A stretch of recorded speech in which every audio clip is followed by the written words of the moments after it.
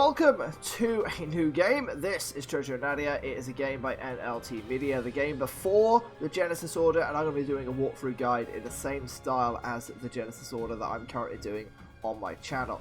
If you go to the link down below, it will take you to the Discord. To go to the Discord, to go to the walkthrough sections, there is going to be a handwritten guide in there as well. If you'd like to follow along with that, it can be helpful as it has some pretty helpful pictures. And it is explained very, very well. That's what I'm going to be using as this guide video, so it all makes sense. Also, while you're down there, hit like, hit subscribe, that will greatly help me out, and let's start a new game. Once you have watched the opening cinematics and read through the opening to the game, you'll be finally given control in your house's room. Very quickly, I'm going to go to my phone and I'm going to options, and I'm going to change my movement speed to fast. It's going to make the game a little bit more enjoyable for me, and we are then going to head upstairs in our house to our bedroom, and in our bedroom is going to be a note for us to read. Once you've done that, you'll be given arrows to follow to the library to go meet Diana. Once inside the library, go and speak to Diana. Diana will give you your rusty shovel. That is going to be how you're going to be digging up artifacts in the forest, and that is going to be the way to earn money in this game. From there, we're going to head to the Estero Key, and after you've had your brief chat with Alia, you will have a little bit of description, and look, it's a twinkle. It means something can be discovered there.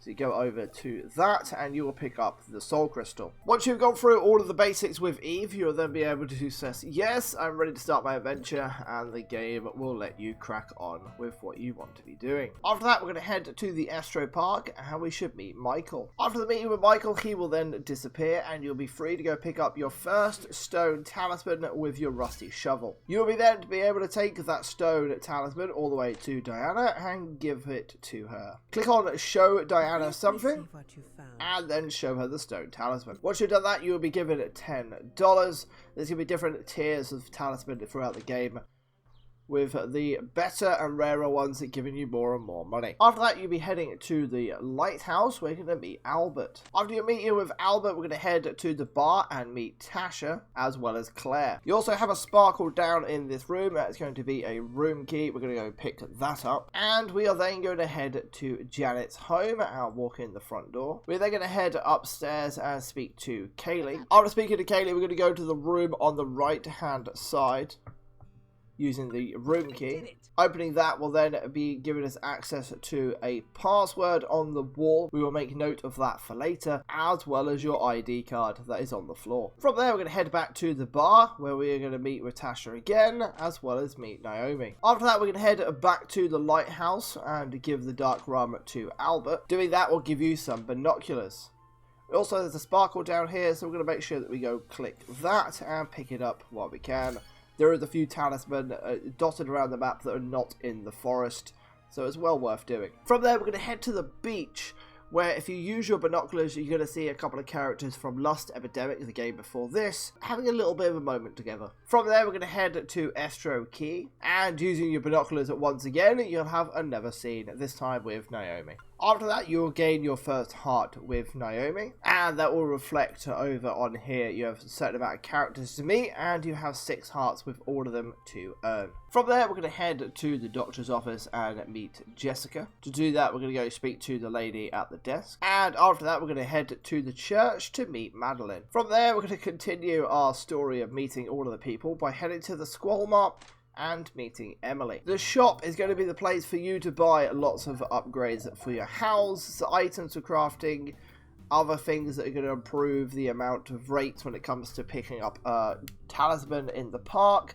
as well as outfits and more. But to do that, you are going to need lots and lots of money. Some of these housing upgrades are a lot of money indeed. 20,000 there. It gets more and more and more, including a couple that are over $1 million. But don't worry, we will get there. You don't need to start grinding money in the park quite yet. From there, we're going to head to Estero Park, and we're going to try and pick up a few talismans so we have a little bit of money to upgrade our house. By stepping into the area with the left, we are going to be able to pick up this key just here. That is going to be a chest key that we need for later. And also, the best way of finding talisman is to go between transition screens back and forth. So if you're struggling just keep going forwards and backwards. And you might be wondering, why am I not going over here? If I go over here, I'm going to be caught by Michael and told to get out of the park, so we're not going to do that.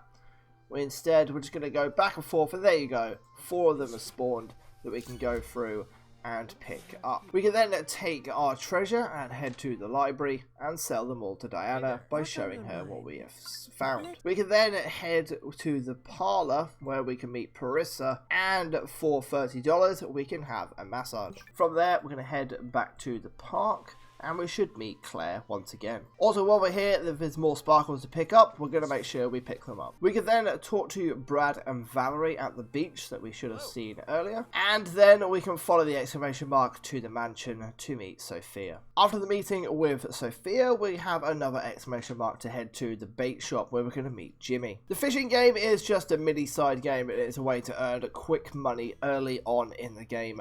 I'm going to leave a little photo up on screen right now to what lures you should use for what fish. There are a few different fish to catch, starting off with some pretty basic little fish at the top and ending up with what we call Bruce in the community, which is a great white shark which is over a certain weight. To do the fishing, you need to buy one of the lures. We're just going to pick up this natural jig just here for $10.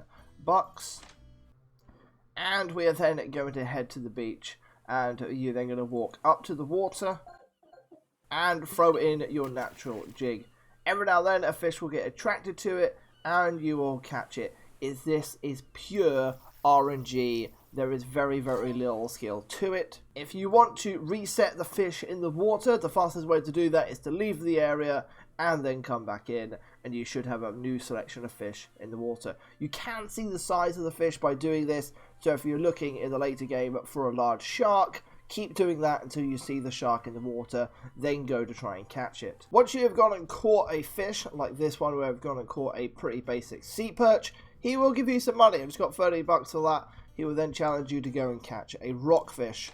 So you just keep going through the jigs, keep catching the fish, and you get more and more money for doing that. But like I said, it is RNG, and there's quite a lot of grinding to it. Once you're done with all your fishing, you can then head back to Janet's house, and you can go speak to Janet. After speaking to Janet and finding that Kaylee has now got her swimsuit on, we can now head to Kaylee's bedroom, where we have a couple of sparkles to pick up. First is this one on the right hand side. That is going to be a beer bottle, as well as a sparkle by the window. Use your binoculars here to enjoy another scene. From there, we're going to head back to Estero Key to meet Alia. After chatting to her, she's going to tell us to follow, so we're going to do that. And then click on Alia to continue talking to her. She's going to give you an unknown treasure. We're going to take that to Diana to work out what it is. We're going to go show Diana something and then show her the unknown treasure. Once Diana has told you what it is and the valuation of it, we are then going to head back to Alia, but her dad is in the way. So we're going to have to wait for Alia to distract her dad. And then we will gain Alia as a new contact, as well as earn our first heart with Alia. Now you can also head back to the area that Alia just showed you down here. And we have another sparkle to pick up, which I'm going to pick up, as well as the first chest to open for the first Kamasutra page. But before we go to our phone and we hit booty call for Alia, we're going to have to make a couple of upgrades to our house.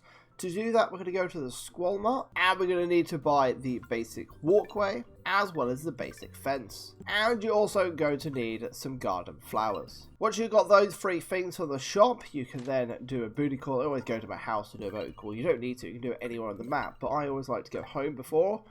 Then you can go up Alia. Alia will then consider it a nice place, and you will then be free in the bedroom. And that is where we're going to end the first episode. I will catch you in the next one. Thank you very much for watching. Hit like, hit subscribe, and peace out.